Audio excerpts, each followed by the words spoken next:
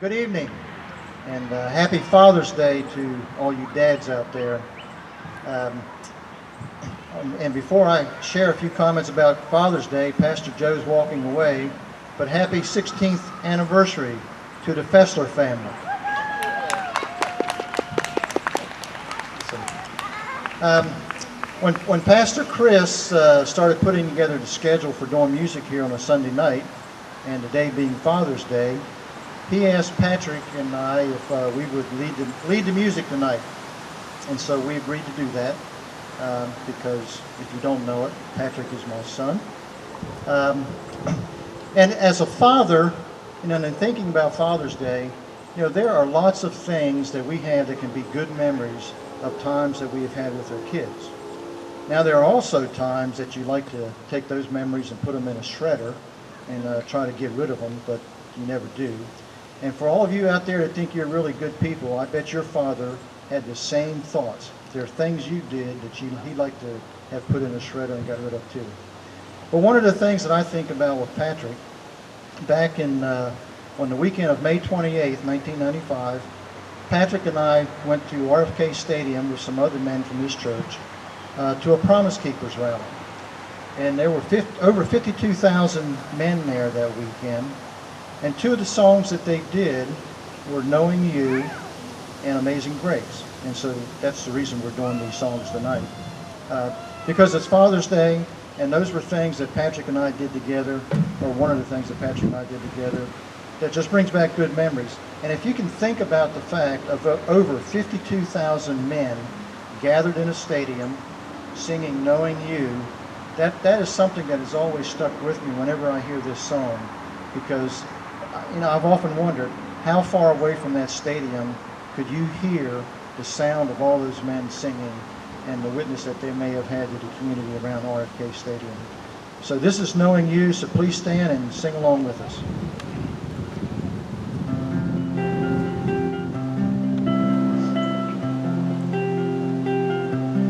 All I once held dear, build my life upon, all this world reveres, and wars to own.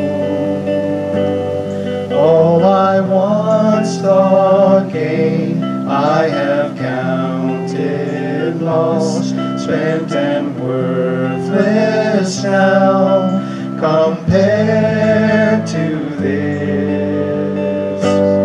Knowing You, Jesus, knowing You, there is no greater thing.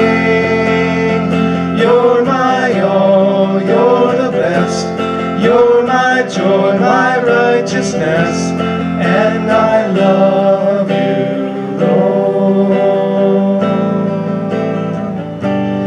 Now my heart's desire is to know You more, to be found in You and known as Yours, to possess by faith what I could not earn, all surpassing gift of righteousness. Knowing You, Jesus, knowing You, there is no greater thing. You're my all, you're the best, you're my joy, my righteousness, and I love You, Lord. Oh, to know the power of Your risen life, and to know You in Your sufferings, to become like You in Your death, my Lord, so with You to live and never die.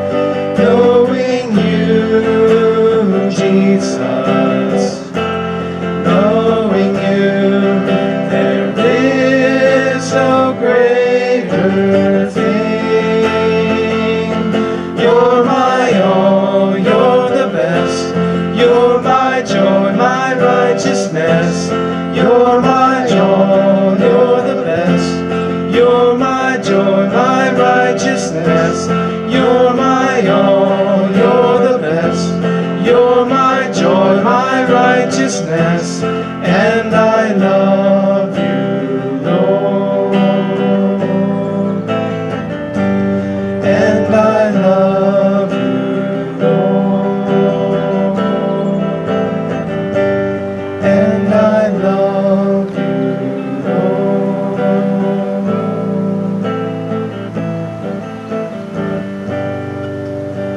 Let's pray. Father in heaven, I just want to thank you for our fathers. Thank you, Lord, for this day that we can celebrate our fathers, and if they're with us, hopefully had an opportunity to share with them. But Lord, if they've passed on, just an opportunity to have memories of them and what they did for us and how they helped us. And Lord, I want to thank you for how you helped us to better know you by sending Jesus Christ to this earth. And Lord, through him, we have an opportunity to know you. And I just pray, Lord, that this night, that we can have just a good fellowship here with each other and fellowship with you. I pray in Jesus' name. Amen.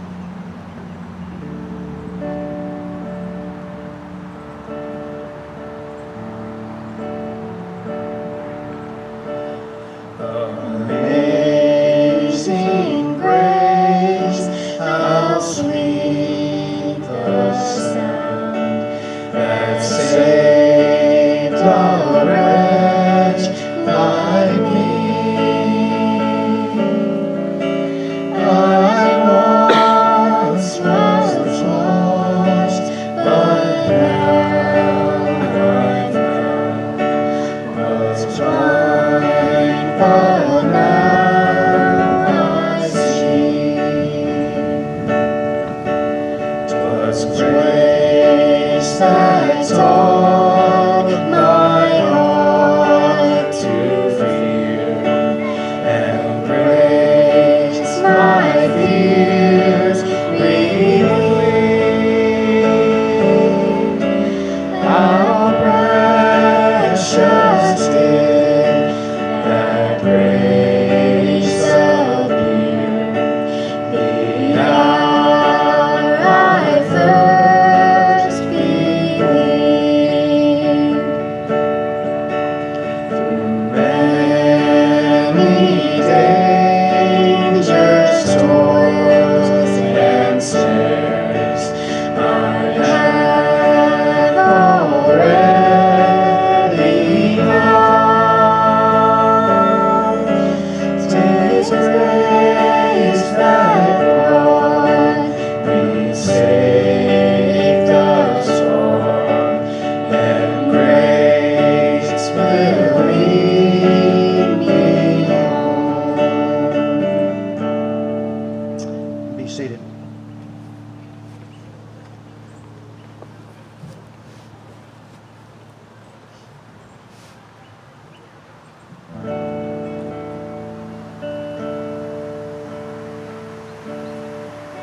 You were the Word at the beginning, one with God the Lord Most High.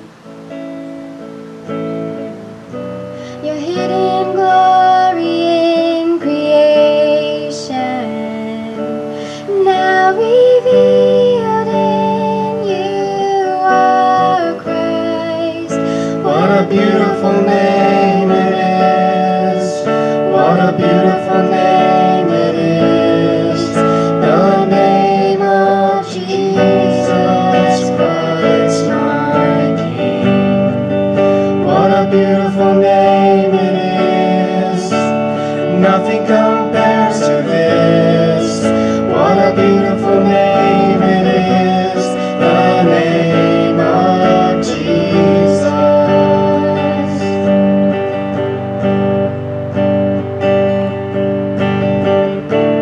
You didn't want heaven without us, so Jesus, you brought heaven down. My sin was great, your love was greater. What could separate us us now. What a wonderful name it is. What a wonderful name it is. The name of Jesus Christ, my King. What a wonderful name it is. Nothing compares to this. What a wonderful name it is. The name of Jesus. What a wonderful name it is. The name of Jesus.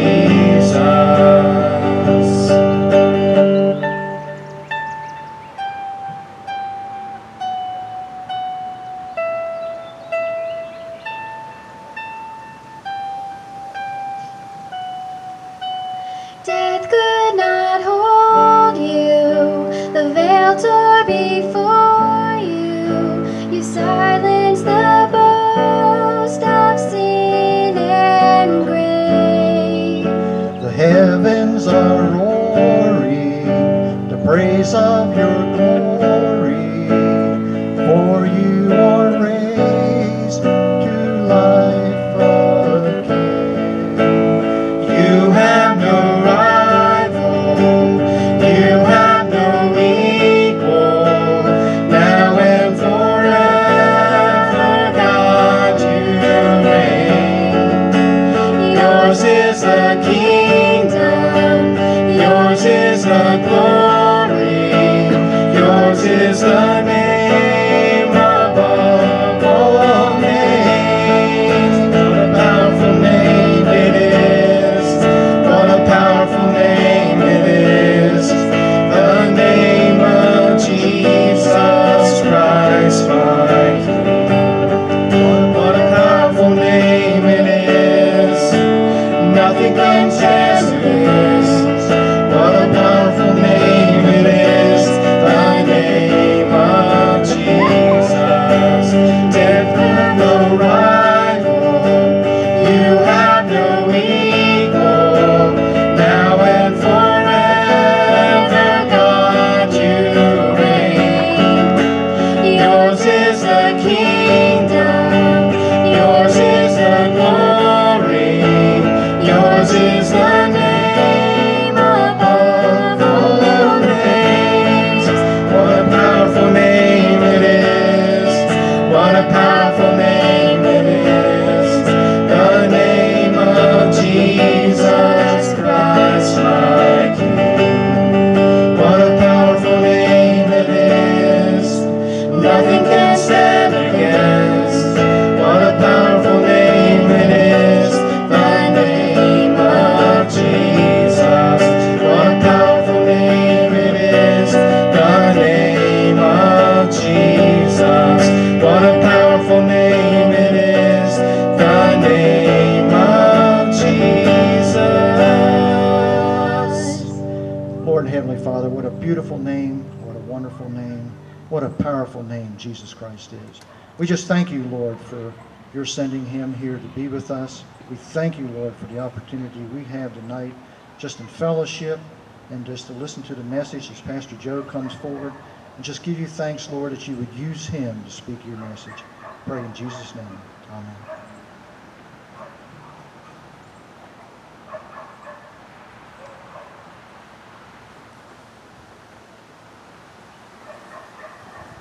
Amen. Thank you, Randy. Thank you. What is your band called?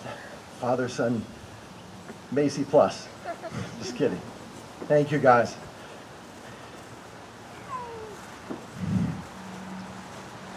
I'm going to come down here to you because you're so far away. I'm not messing you up then, right? Am I? No. Okay.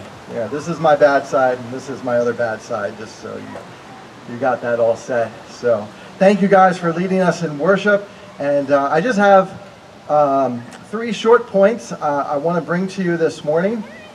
And I always wonder when I say that, what does the congregation think when you say 3 short points? Is that like, oh, okay, well, it won't be that long? Or is it, yeah, we've heard that story before. We're jaded, Pastor Joe. We know how it goes.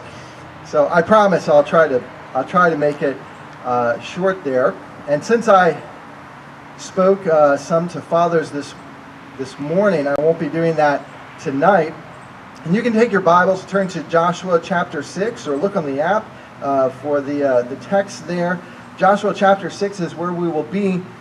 And as I was thinking on what to start off with, since I kind of got the first summer evening as we get back into this, last year we were doing this out of necessity there. I mean, we didn't have to do a summer evening, but y'all couldn't see each other's lovely faces, stuck in your homes and such. And this was just a great time for us to have fellowship. Now we're doing it as a point of transition, right? Because we're really moving into a new chapter of our church. Even though the same pastors are still here, but COVID changed a lot. And we just had a comeback committee meeting not that long ago. We're looking at what's ministry going to look like in the fall, and all of those things. And it just means transition. And it means doing things for the first time. Have you ever been someone who's done something for the first time in family or work? Like, hey, we're going to transition to this. You're in charge. Ever been in that position before? Yeah? It's not always fun, is it?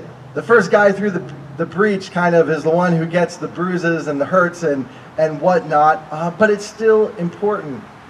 I don't know how familiar many of you are with the name William Carey. William Carey was a missionary to India, and he's also known as the father of modern missions. And this is all the way back in the mid to late 1700s, at a time when Baptists were really just kind of getting on their feet, particularly English Baptists. He was an English Baptist, just getting on his feet. And he was a shoemaker at the time. He wasn't a preacher, he wasn't a theologian, wasn't formally educated, but he was fascinated with cartography, with maps, with other countries than his own, and he was an extremely skilled linguist. This was a man who was all but gifted by God to do the task that he was going to do, having no idea that he was going to do it. And no one else was really doing it either. There were some mission efforts to certain parts of the globe, but for the most part, unless you were Catholic, the Protestant world, they were just trying to survive. And Baptists were just trying to survive everybody, because nobody liked Baptists. They were new and nobody liked them at that time, and they were kind of outsiders.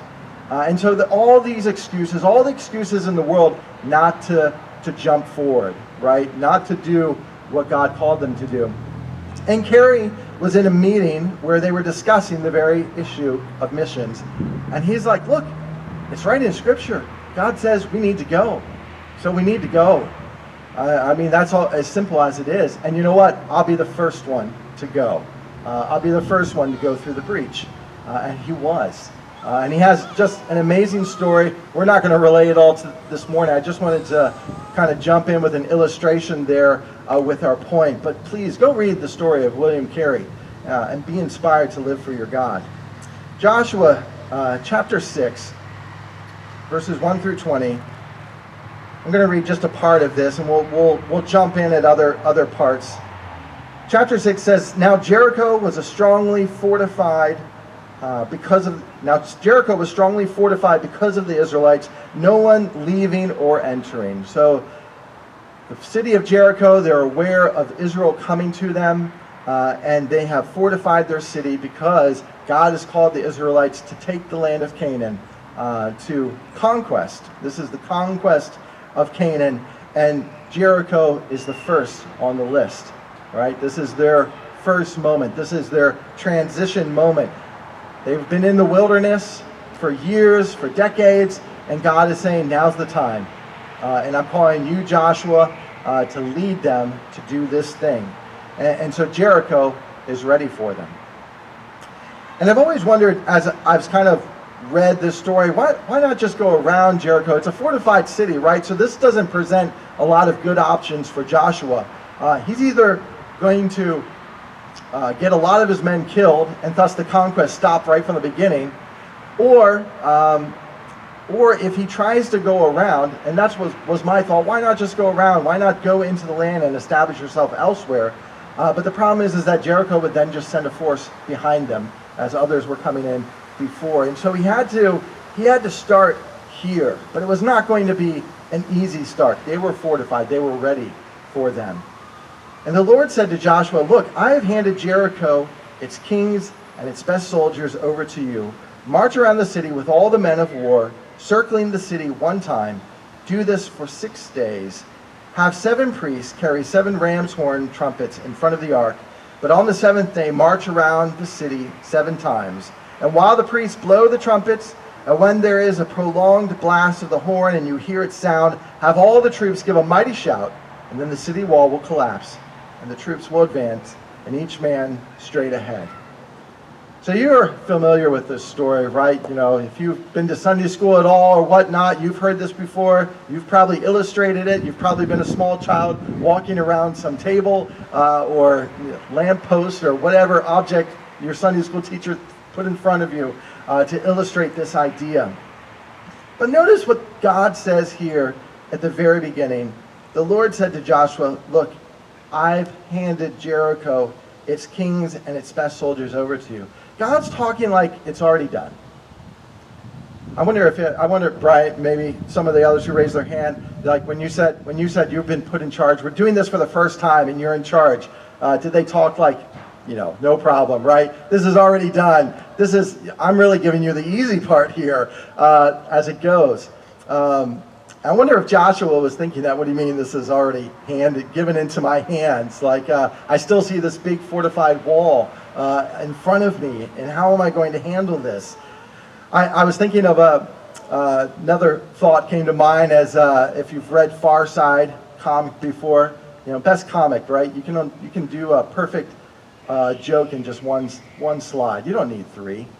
But anyways, Far Side, there was this one particular one where there's this train of tourists, safari tourists in their gear, and they're marching through the forest, and the guy in the front has been impaled on this trap. And the guy in the back is whispering to the others, it's like, that's why I don't go first. That's why we don't go first. But God's calling Joshua to do something, a first thing.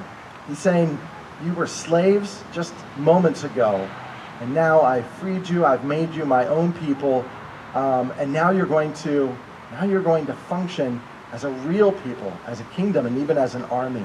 And here's your first task. And it had to be intimidating. But God says, I've already done it. I've already delivered them into your hands. And so the first point I want to note is that God goes before us in our actions. God goes before us in our actions. In Numbers chapter 10, you don't need to turn there, but Numbers chapter 10, I just want to read this interesting passage to you. It says, but when you assemble the community, you must blow, and of course this is pre-Jericho, right? When you assemble the community, you must blow, you must not sound an alarm. The sons of Aaron, the priests, must blow their trumpets, and they will be to you for an eternal ordinance throughout your generations. If you go to war in your land against an adversary who opposes you, you must sound an alarm with the trumpets, and you will be remembered before the Lord your God, and you will be saved from your enemies. Also in the time when you rejoice, such as on your appointed festivals or at the beginning of your months, you must blow with your trumpets over your burnt offerings and over your sacrifices of your peace offerings, so that they may become a memorial for you before your God. I am the Lord your God. Does this sound familiar? A little bit like the actions they're being asked to take as they march around Jericho. Blow these trumpets as a reminder that God is with you and he goes before you and he will do the task that you're being called to. So God, in this case, God does mean it. Jericho is being delivered into your hands. God goes before you. And every time you blow those trumpets, it's not meant to be a war cry. It's not meant to scare those in Jericho. It's not meant to be a military action. It's supposed to be an action of worship, that we are acknowledging you, God, that you go before us. And so this marching around, note the details there. Have 7 priests carry 7 ram's horn trumpets in front of the ark. But on the 7th day, march around the city 7 times while the priests blow the trumpets. I don't know about military actions outside of my wheelhouse, but I don't think priests, you don't put them up front, right? That sounds like a bad idea. This is not a military action that's being handled here. This is God saying this is an act of worship. It's an act of faith as you walk around this. There's no special earthquake that's going to come because you stomp a lot or blow a lot of trumpets. This is going to be done purely by me. And you are simply recognizing me and allowing me to go before you. And so as we think of transition, as we think of first things that we're going to do as a church, remember that God goes before us in everything. That He is the one that we call upon, that He is the one that we depend upon. And yes, it may not look exactly like that. Am I not loud enough here? Okay. Okay. God's the one who goes before you. He is the one that we trust in. He is the one that we allow to make things happen, not we make things happen. Joshua didn't make walls crumble. People stomping around the dirt there didn't make walls crumble. This was purely a supernatural act of God. God goes before us. Secondly, I want to point out, what is our response to this? Our response is that simply we follow. Do you all know that hymn, Trust and Obey? It's one of my favorite hymns because I always thought it was a children's song, right? Because that was one of the first songs I learned in church was Trust and Obey. And this is our response to what God is doing, is simply to trust and obey. God says, take a bunch of priests, take some trumpets, march around and do it for 7 days, and then on the last day do it 7 times. Faith kind of requires us to be uncomfortable sometimes, doesn't it? I wonder how uncomfortable Joshua and those were there doing this. It's like, how many people were saying, is this really going to work? Like, what exactly is it that we're doing here, Joshua? What is the plan? This seems really bad. This seems like a bad idea. I don't know if they could hear them jeers from the wall, but I'm sure that there was people up on the wall saying, these Israelites, these Hebrews, they're crazy. They're nuts. What is it exactly that they're doing? I was like, I guess we have nothing to worry about because apparently the enemy that we were so worried about, that we fortified for, is insane. And so, we're going to be fine because these people are crazy. Faith calls us to uncomfortable things sometimes. Sometimes getting us out of our comfort zone. Sometimes asking us to endure things that we wouldn't normally endure. I remember going to a seminar one time, and there was a woman who was, the seminar speaker, he was talking about this story of this woman that he counseled with. And she was a working mom with an adult son who was basically lazy and would not work and would not take care of anything. And she was struggling to meet ends meet. And they're just barely skimming by. And she couldn't persuade him or push him towards responsibility. And her constant work had led for no rest, and eventually she got sick. And didn't have the type of job where she would have benefits, sick time, off and whatnot. And so she just kept working. And so she's meeting with this guy, and she's like, I don't know how long I can keep this up. I'm not well. My son won't do anything. I'm barely meeting ends meet, but I need to rest. If I'm going to continue with my job, I need to rest. I need to take time off. And he's like, well, why don't you take time off? She's like, I can't do that. I can't do that. I have to work. I have to make ends meet. And so he asks, and he's being partially silly, but partially serious as well. He's like, well, what's the worst thing that could happen if you took time off and you just got well? She says, well, I guess I could starve to death. And he asked her, what would be the benefit of starving to death? And she's like, what, of starving to death? What benefit is there of starving to death? And he's like, well, think about it for a second. He's like, first, you'll get the rest that you need. Second, you'll get plenty of fasting time to gain insight from the Lord. And finally, if you do die, you're going to see Christ that much sooner. Again, he's being kind of tongue-in-cheek as he's saying this, but he's also kind of challenging her to say, are you going to allow your fear to live your whole life or to drive your whole life, or are you going to allow your faith to do so? And that was kind of his end point with her, and she's like, I'm going to allow my faith to do it. And so she took off, and she went to bed, got the rest she needed. Her son crawls out of the dungeon, comes upstairs, and says to her, what are you doing? It's like, well, I'm sick. I'm resting. I'm staying home from work. And he's like, what's gonna happen with dinner? And she's like, I don't know. We'll have to figure it. You'll just have to figure it out. And he said, well, what about money for groceries? He's like, I guess we just won't have any. In 2 weeks' time, the son had gotten a job, and in 1 month's time was taking care of her mom, or his mom, the way he should have been doing in the first place. I'm not necessarily recommending that course of action, by the way. But there was a moment of faith. It's like, I'm going to live by faith and not by fear. I'm going to be a little bit uncomfortable and trust in God to take care of things, to take care of me. And so Joshua is challenged by God to venture out on faith and do this very unusual thing, because God says, I've already taken care of it. I've already delivered the city into your hands. So we need to know that God goes before us. As we're headed into the fall, as we're headed into new transitions and new things, God goes before all of these new things. And that doesn't necessarily mean that we have perfect discernment, right? We might change. We might have to be flexible. We might have to try new things, or we might need to revamp what we're going to try. But we need to know first and foremost that God goes before us and trust in that, and simply then to follow him. But then with this last point that I want to give you, we need to understand that requires perseverance. You know, we don't try something new, we don't persevere, we don't walk by faith and then 2 days later say, you know what, this isn't working out for me, I'm just going to pack it in, we're going to move on. That's not how things work. Faith calls us to endurance and to perseverance there. Again, there's no text suggesting that the Israelites were ridiculed during their time marching around the city there, but I got to think that they were.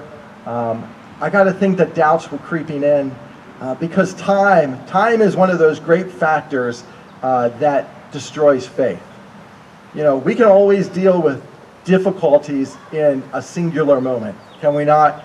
Hardships come, and sometimes they can be really hard, but in a singular moment, we can handle it.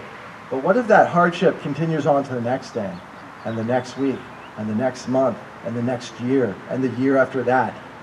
Does our faith last that time? Is there a cutoff point that we have from Scripture that says, well, you don't need to keep trying after this? You don't need to, you can pack it in at this point.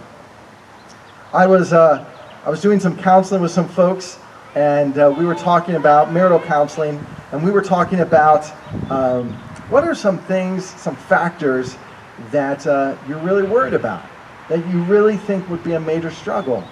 And initially it was like, I really can't think of anything. Maybe it would be, we know there would be stuff, but, I can't think of anything. Not any major obstacles. And I told them that, even the small things, after, married couples, be with me here, even the small things, after day, after day, after month, after year, they drag on you, if you allow them to. They get to you, they frustrate you, and then you find yourself lashing out, then you find yourself being angry over the most trivial things, and you wonder, how did I get here? Why am I responding to something so stupid? Something that really shouldn't matter, and that here I've hurt my spouse, here I've hurt my loved ones because of it. It's because time wears on us, and God calls us to perseverance and endurance and faith through all of those things. You ever heard the term flash in the pan and wondered where it came from? I think I've always made the mistake that it's something to do with like gold prospectors and, shaking it about and seeing the gold in the pan, and that's a flash in the pan. But the actual origin comes from a real flash in the pan. Flintlock muskets. They used to have these small pans to hold charges with of gunpowder. And an attempt to fire the musket in which the gunpowder flared up without a bullet being fired was a flash in the pan. Don't let our faith our perseverance be a flash in the pan, a misfire.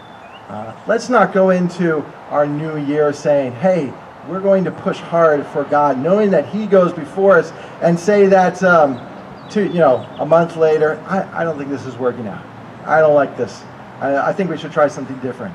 Let's not be a flash in the pan in those instances. Let's let God work things out, because, honestly, it's not really a matter of programs or structure or design. It's really you believing who God is, knowing He goes before you, and following Him with perseverance. And if we can just do those things, those simple things, to trust and obey Him, it's probably going to be pretty amazing what He can work out of it. But it won't be necessarily the next day, or maybe it will be the next day. But maybe it'll be the next year, or maybe it'll be 5 years down the road. Can you handle that?